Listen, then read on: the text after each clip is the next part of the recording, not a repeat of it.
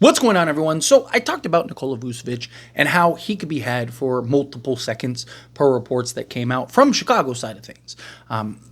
Usually you'll hear report stuff, and you always got to look like, where is it coming from? Is it just a neutral source? Is it a Lakers source, and they're just trying to maybe drop the price or cause a little bit of a stir? No, this came from Chicago side of things that they haven't been getting any offers for a first, so they would be willing to, be a couple seconds. Is it a couple seconds in an expiring contract? So would it have to be like a D'Angelo Russell? Is it a couple seconds in, a young player, right? What is the expansion of that? Will yet to be seen.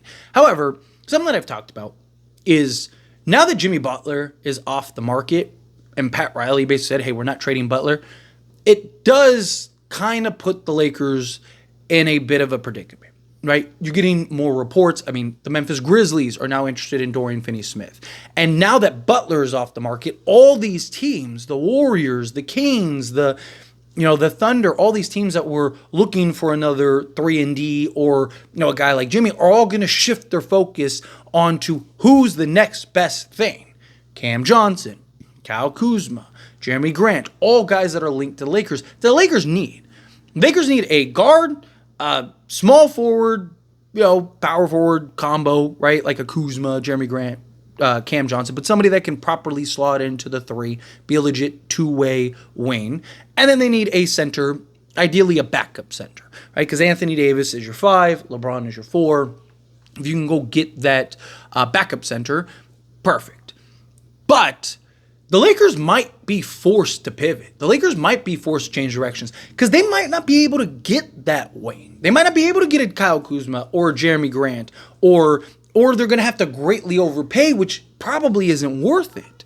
So I talked about briefly in the Vucevic video that kind of had time to think over, and I think there is a genuine argument now, given the circumstances, of going and acquiring Nikola Vucevic and seeing if you can get another piece or two, right? Kind of shift your focus to the Bulls.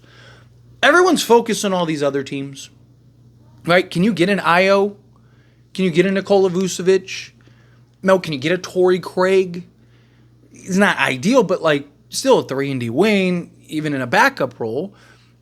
I don't like the idea of moving LeBron to the 3 personally, but the Lakers might not have another choice, right? If you can't get another 3-and-D wing, even like a Dorian Finney-Smith, sure, could you maybe go get a Cody Martin or something who's available? Sure.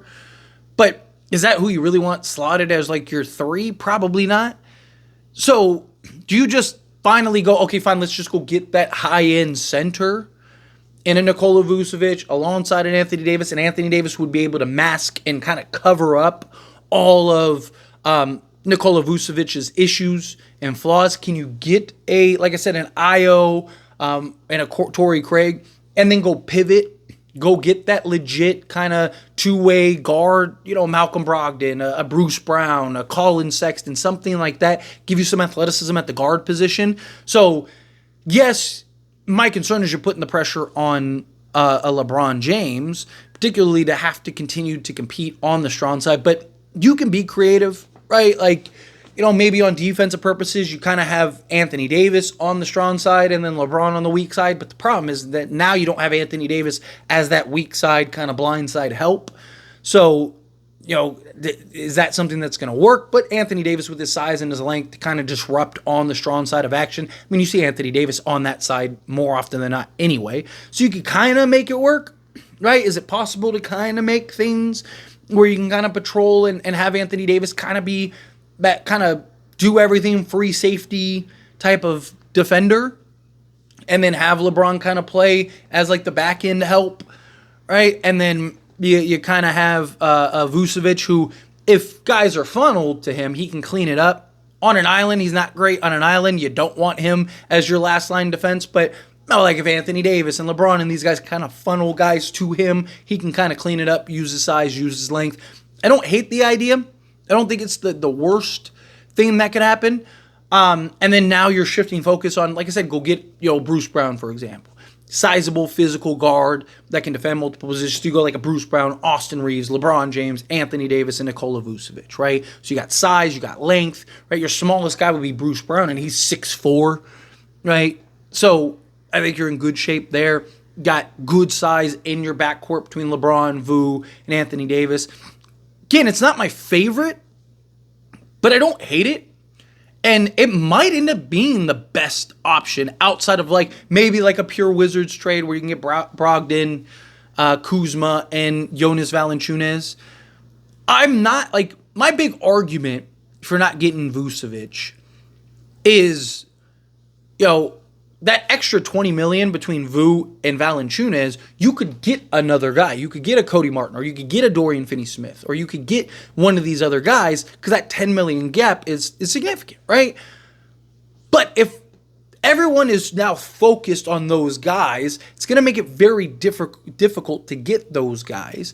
Do you kind of shift focus on your other needs? Everyone wants the wings. Do you now go and get the guard and the center? And then if you can go get the wing, you get the wing, right? So start with the guard and center spot, whichever one you can get first.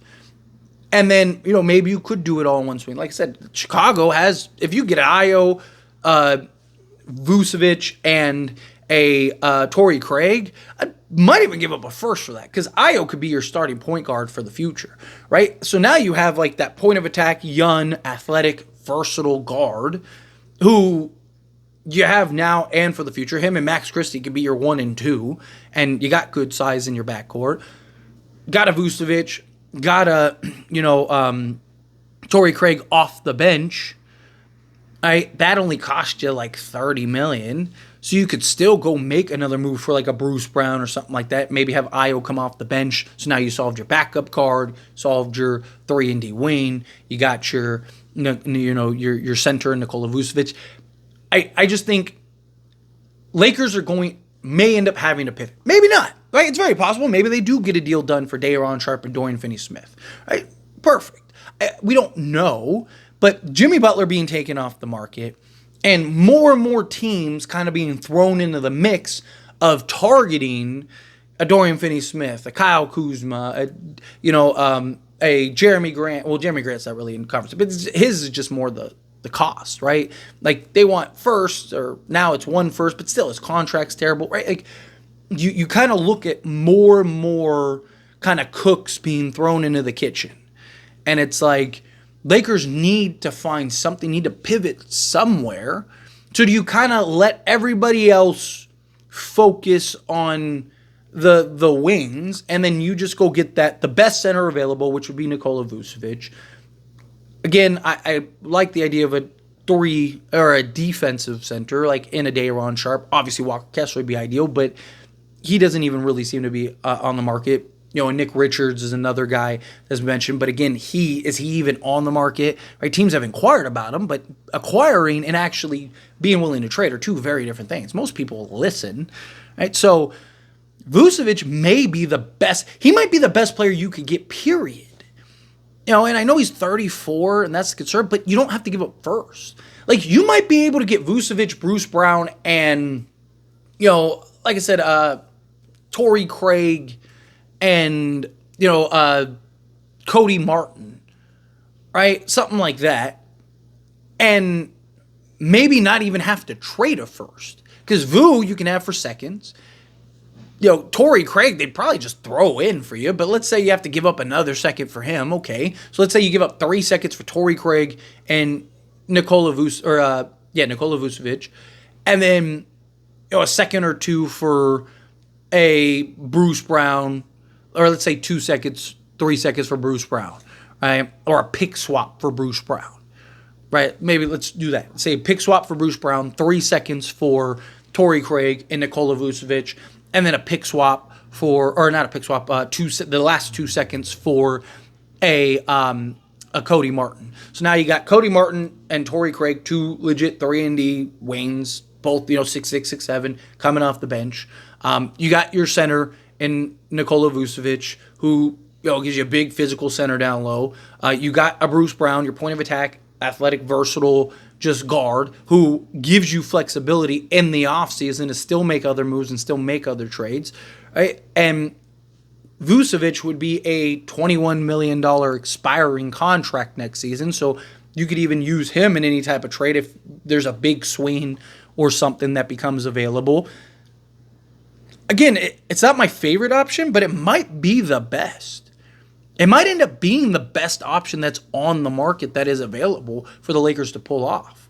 So the Lakers you might have to go and make a move like that. You might have to go get a Nikola Vucevic because there's just too many cooks in the kitchen that are all wanting the main wings that you're trying to target. So unless you can do it all in one swoop, right? Like I said, a Wizards trade. It's why I've talked about Washington so much and all the reports that keep coming out about Washington. So many people are like, but Washington would suck. That might be literally your only option. Like I said in that recent Washington video, would you rather have Brogdon, Kuzma, and Valanciunas or nothing? No trade period. Because that might be what ends up happening. Right? So again, let everyone fight and trip over the 3-and-D wings and go get a center and maybe kind of have LeBron play the 3. But my big concern is you just wear down or injure LeBron. He's already dealing with a foot injury. He's going to be 40. He is 40. Will be 40. In year 22, it's tough. It's a tough spot to be in if you're the Lakers. But anyway, as always, this is a discussion, and I pass a question on you. Let me know your thoughts and opinions down in the comments below. What do you think? How do you feel? What are your thoughts? Do you agree with me? Do you disagree with me? Kind of mixed in the middle? However you feel. Whatever your thoughts are. I'd love to hear it either way, so let me know down in the comments below. That being said, if you haven't liked this video, hit that like button. Helps me a lot. So I enjoy these types of videos, and I truly appreciate it. Not subscribe to the channel, hit that subscribe button. Turn on the bell notifications. Appreciate y'all. See you in the next one. Thank you.